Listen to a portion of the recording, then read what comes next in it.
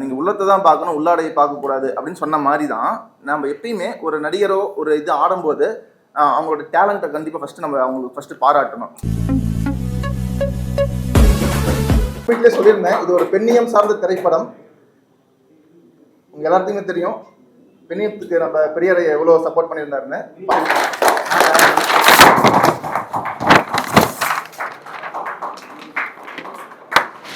Movie வந்து தம்பி விஜய் கௌரிஸ் வந்து ரொம்ப வித்தியாசங்களை தேடுறது.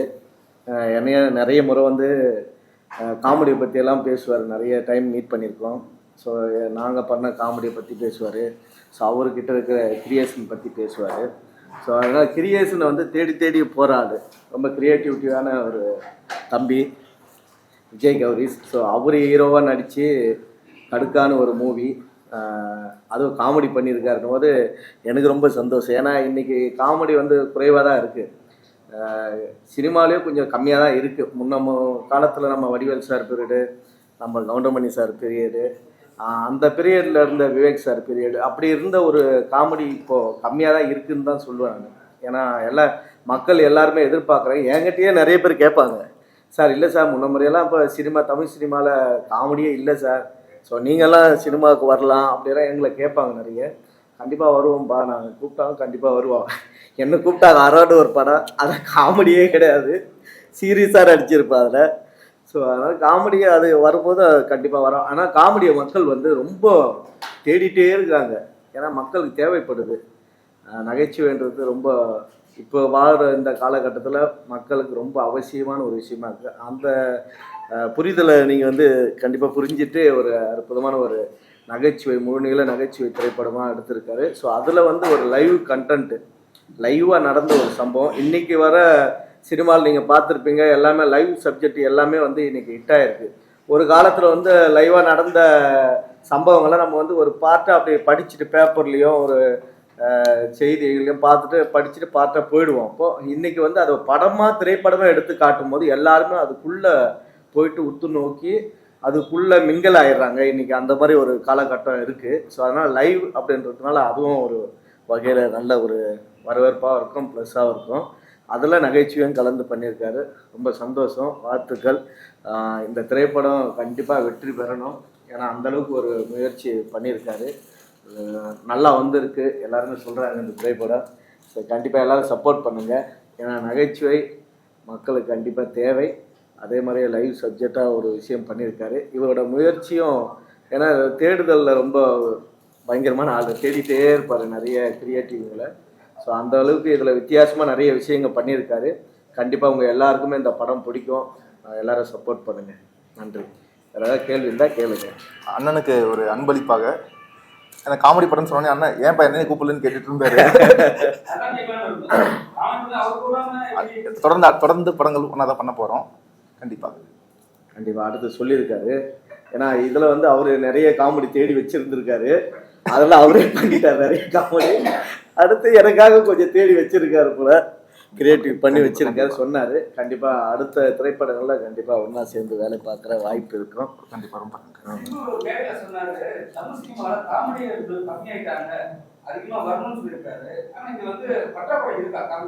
கண்டிப்பாக இருக்குது. ஹீரோங்களும் இப்போ காமெடி பண்ணிடுறாங்க நினைக்கிறேன். ஸோ காமெடியர்கள் கண்டிப்பாக தேவைப்படுது. தமிழ் சினிமாவில் காமெடி கம்மியாக தான் இருக்குது. ஏன்னா எங்கள் பார்க்குறவங்க நிறைய பேர் அதுதான் கேட்குறாங்க. ஸோ மக்கள் மத்தியிலையும் அந்த எதிர்பார்ப்பு இருக்குது. காமெடியர்கள்லாம் இப்போ கம்மியாகிட்டாங்க, இன்னும் காமெடி தேவை அப்படின்ற விஷயம் இருக்குது தான், உண்மையிலேயே இருக்குது. ஸோ அது வந்து டைரக்டருங்கெல்லாம் அதை மைண்டில் வச்சு அவங்க கொண்டு வந்தால் தான் உண்டு, இல்லைன்னா இதுக்கு வாய்ப்பே இல்லை. இப்போ நாங்கள் பேசுறதுனாலையும் நாங்கள் கேட்கறதுனாலையும் அது நாங்கள் வாய்ப்பு கேட்டு பண்ணோம் அப்படின்ற அவசியம் வந்தால் கூட அவங்க கொடுத்தா தான் உண்டு, அவங்க தான் மனசு வைக்கணும். ஸோ டைரக்டருங்க எல்லாருமே கொஞ்சம் மனசு வச்சு ஸோ நிறைய காமெடியன்களை உள்ளே கொண்டு வாங்க, காமெடிங்க என்ன நிறைய திரைப்படங்களும் கொண்டு வாங்கன்னு வேண்டி கேட்டுக்கிறேன். தேங்க்யூ. உங்களுக்கு எல்லாத்துக்கும் தெரியும், அண்ணன் டெய்லி நம்மளை எப்படி சிரிக்க வைக்கிறாரு. அது ஒரு மிகப்பெரிய வரம், மற்றவங்களை சிரிக்க வைக்கிறது கடவுள் கொடுத்த வரம், அது அண்ணனுக்கு அமைஞ்சிருக்குது.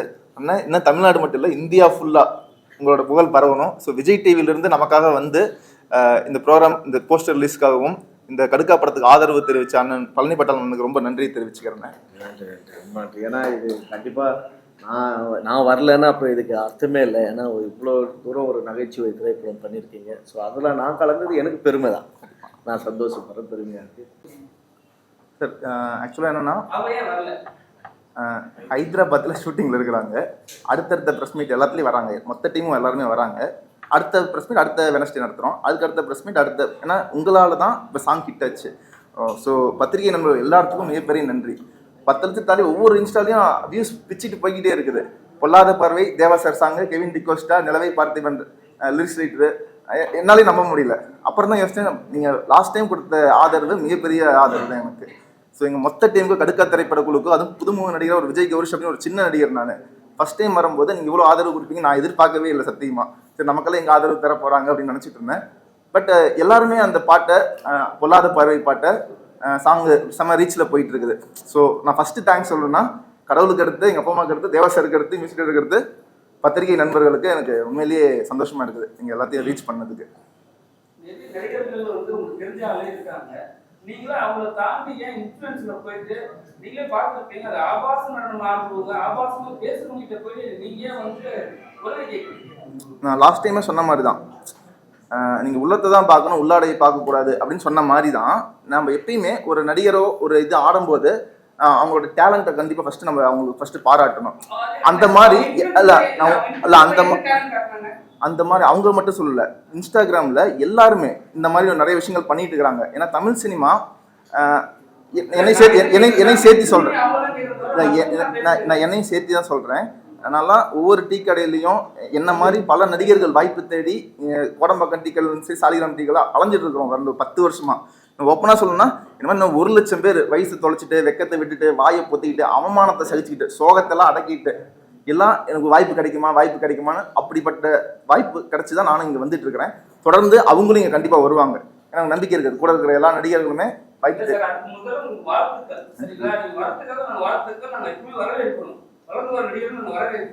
நான் என்ன கேட்கறேன்னா, நீங்களே பார்த்துருப்பீங்க, அந்த இன்ஃப்ளூயன்சர் தான் வந்து உங்களை நீங்க தான் ப்ரமோஷன் கூட்டு வந்தீங்க.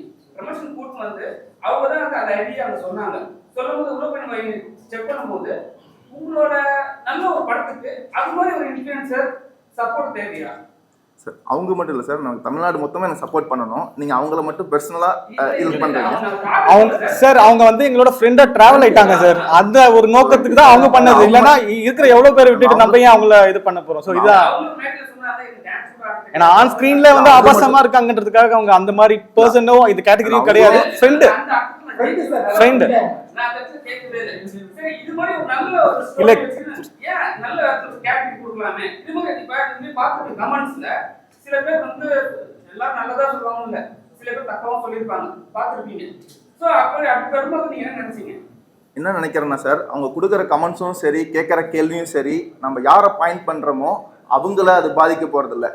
யார் கமெண்ட் பண்ணுறாங்களோ அவங்க மனநிலையையும், கேட்குற கேள்வி யாரோடதோ அவங்களோட மனநிலை தான் அது பிரதிபலிக்கிறதே தவிர நம்ம யாரை பாயிண்ட் பண்ணுறோமோ அவங்கள அது பிரதிபலிக்காது. ஸோ நீங்கள் ஒரு நல்ல கேள்வி கேட்டிங்கன்னா, ஒரு அறிவாளியான பத்திரிகையாளருங்கிறது மக்களுக்கு தெரியும். நீங்கள் ஒரு கேள்வி என்ன கேட்கும்போது, இந்த பத்திரிகையிலேருந்து இவ்வளோ அறிவாளித்தனமாக கேள்வி கேட்குறாங்கிறத மக்கள் புரிஞ்சுக்குவாங்களே தவிர, அதுக்கு ஒரு மொக்கத்தனமாக நான் பதில் சொன்னால் கூட மக்கள் வந்து பரவாயில்ல, அறிவாளித்தனமாக ஒரு பத்திரிகையாளர் வந்திருக்கிறாரு அப்படின்னு தான் மக்கள் நினைப்பாங்க. அந்த மாதிரி தான் கமெண்ட் செக்ஷன்லையும் ஒருத்தர் பேடா கமெண்ட் பண்ணா அவனோட மனநிலை அது பிரதிபலிக்கிறதே தவிர ஆடுறவங்களோ, நடிக்கிறவங்களோ, பேசுறவங்களோ அவங்களோட மனநிலை அது பிரதிபலிக்காது. அதுதான் வந்துட்டு நம்ம ஒரு விஷயம் கேட்கும் போது அவங்க பர்சனலான விஷயத்தை மட்டுமே பேசினாங்க தவிர, நீங்க கஷ்டப்பட்டு அவங்க கூட்டிட்டு வரீங்க, டிராவல் பண்றீங்க. நீங்க வெளியே கூட வந்து அவங்களோட ஆளா இல்ல உங்களோட டீமான்னு தெரியல எனக்கு. சரிங்களா? பத்திரிகையாளர் அப்படி அவாய்ட் பண்ணி அனுப்புறாங்க. போக நாட் இன் ஐடியா அப்படின்றாங்க. அது யாரோ ஒரு ஏடி இருந்தாங்க. என்னன்னா பத்திரிகையாளர் அவங்களோட பண்ணும் போது அங்க ஒரு வழி இருக்கு. ஒருவேளை அவங்க மூலியமா நீங்க மனநிலை பாதிச்சீங்கன்னா நான் சாரி கேட்டுக்கிறேன். எங்க டீம் மூலியமா யாருனால ஒரு மனநிலை பாதிக்கப்பட்டா கூட நான் சாரி கேட்டுக்கிறேன். ஏன்னா இது வந்து கடுக்கா திரைப்படம், பெண்ணியம் சார்ந்த திரைப்படம். நான் இப்பதான் சொல்லிட்டு இருந்தேன், அது நான் பதில் சொல்றேன், நீங்க கேட்க போறீங்கன்னு தெரியும். ஏன்னா இது பெண் போராளியை பத்திய ஒரு திரைப்படம். ஹீரோயின் ஸ்மேகா பார்த்துருப்பீங்க, செம்ம அழகா நடிச்சிருக்கிறாங்க. விஜய் டிவி ஆஃபீஸ் சீரிஸோட ஹீரோயின் அவங்க. அங்கே பயங்கரமாக அவங்க ஃபேம் ஆகிட்டு இருக்கிறாங்க. கடுக்கா படத்துக்கு சப்போர்ட் பண்ணி நடிச்சது மிகப்பெரிய பாக்கியமாக நானும் நினைக்கிறேன். அவங்க மட்டும் இல்ல, படத்துல நடிச்ச எல்லாருமே ஆதர்ஷ் ஒவ்வொருத்தரும் ப்ரொடியூசர் உட்பட ப்ரொடியூசரும் எல்லாருமே ஊர்ல இருக்கிறாங்க. கண்டிப்பா எல்லாம் அடுத்தடுத்த பிரச்சனை கலந்து தயாரா சந்தோஷமா இருக்காங்க. பாட்டு ஹிட் ஆயிடுச்சு. ஹிட் ஆனோனையும் அது மக்கள்கிட்ட ரீச் ஆனோனையுமே எல்லா டிஸ்ட்ரிபியூட்டர்ஸ் ப்ரொடியூசர்ஸ் கால் பண்ணி விஷ் பண்ணிட்டே இருக்காங்க. பத்திரிகையாளர் உட்பட நிறைய பேர், டைமண்ட் பாபு சார் எல்லாருமே அவங்க பேஜ்ல போட்டுட்டு இருக்காங்க. கயல் தேவராஜன் எல்லாருமே போட்டாங்க. ஸோ ரொம்ப நன்றி, அங்க பத்திரிகையாளரோட சப்போர்ட் இருந்தது. அதுக்கான கேள்விக்கு நீங்க சொன்னீங்க ஒரு வார்த்தை. நான் என்ன கேட்கிறேன்னா, இதுக்கப்புறம் எத்தனை ரீல்ஸ் வரும் இதே மாதிரி? படத்தோட ப்ரொமோஷன் டீம்ல டிஸ்கஸ் பண்ணிட்டு இருக்கிறோம். அபிஷியல் அனௌன்ஸ்மெண்ட் ப்ரொடியூசர் என்னென்ன சொல்றாரோ கண்டிப்பா நாங்க வந்து அதுக்கு தகுந்த மாதிரி டிஸ்கஸ் பண்ணிட்டு மியூசிக் டைரக்டர் தேவா சார் எல்லாருமே இன்னும் இதே மாதிரி புதுசா பண்ணுங்க சொல்லியிருக்காங்க. ஸோ நாங்கள் அடுத்தடுத்து புதுசா இன்னும் மக்களை சந்தோஷப்படுத்துறதுக்கு என்னென்ன பண்ணுமோ அதை பண்றது தயாரா இருக்கிறோம். நிறைய படத்தோட ரீல்ஸ் எல்லாம் வந்து பாத்தீங்கன்னா படத்தோட ரீல்ஸே வரும்.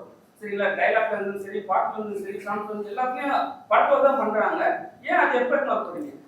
ட்ரெய்லர் லான்ச் அப்ப படத்தோட ஷார்ட்ஸ் எல்லாத்தையும் நீங்க பாப்பீங்க. ஏன்னா இது டைரக்டர் எஸ் முருகராசு மிகப்பெரிய டேலண்டடான டைரக்டர். இன்னும் ஓப்பனா சொல்லணும்னா நம்ம அண்ணன் விஜய் சேதுபதிக்கே கதை எழுதி வச்சிருக்காரு. அவரோட கதையில் நினைச்சா 100 கோடி கலெக்ஷன் 200 கோடி போற அளவுக்கு எங்க டேரக்டர் கதை இருக்குது.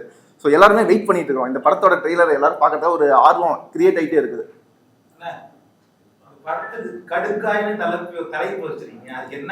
நான் ஆல்ரெடி அந்த பிரஸ் மீட் லாஸ்ட் பிரச்சனை சொல்லியிருந்தேன், நீங்க வரல. கடுக்கானா எங்க ஈரோடு சைட்ல காது குத்திட்டாங்க, கடுக்கன் கொடுத்துட்டாங்க அப்படிவாங்க. மாதிரி கடுக்கான்னு சொல்லிட்டாங்க. திருநெல்வேலி பஸ்ல அல்வா கொடுத்துட்டாங்கன்னு சொல்லுவாங்கல்ல, அதானே அந்த மாதிரி ஒரு அந்த வார்த்தை மறுமுறை கடுக்கா கொடுத்துட்டாங்கன்னு வரும். ஸோ யாருக்கு கடுக்கா கொடுத்தாங்க அது வந்து படத்தை பாத்தீங்கன்னா உங்களுக்கு புரிஞ்சிடும். ஸோ படத்துல செம்ம ட்ரெண்டிங்கான பல விஷயங்கள் இருக்கு. சாதாரண விஷயம் 2K கிட்ஸ் உட்பட எல்லாத்துக்கும் பிடிக்கும். சரி நண்பர்கள் எல்லாத்துக்குமே ரொம்ப நன்றி வந்ததுக்கு. இன்னைக்கு மிகப்பெரிய போர் போயிட்டு இருக்குது இந்தியாவில். ஆபரேஷன் போயிட்டு இருக்குது ஒன்று. ஸோ நம்ம முதலமைச்சர் ஸ்டாலின் சார் வந்து அதுக்கு ஆதரவு தெரிவிச்சிருந்தாரு. தீவிரவாத இயக்கத்துக்கு எதிராக எல்லாமே இன்னைக்கு காலையிலேயே போஸ்ட் போட்டாங்க. ஸோ எல்லாருமே மக்களுக்கு என்ன நன்மையோ அதை மட்டும் யோசிங்க. ஸோ இந்த படம் ஹிட் ஆகும்னு ஆண்டவனை வேண்டிக்கிறேன். உங்களோட சப்போர்ட் எனக்கு எப்பவுமே தேவை. நன்றி.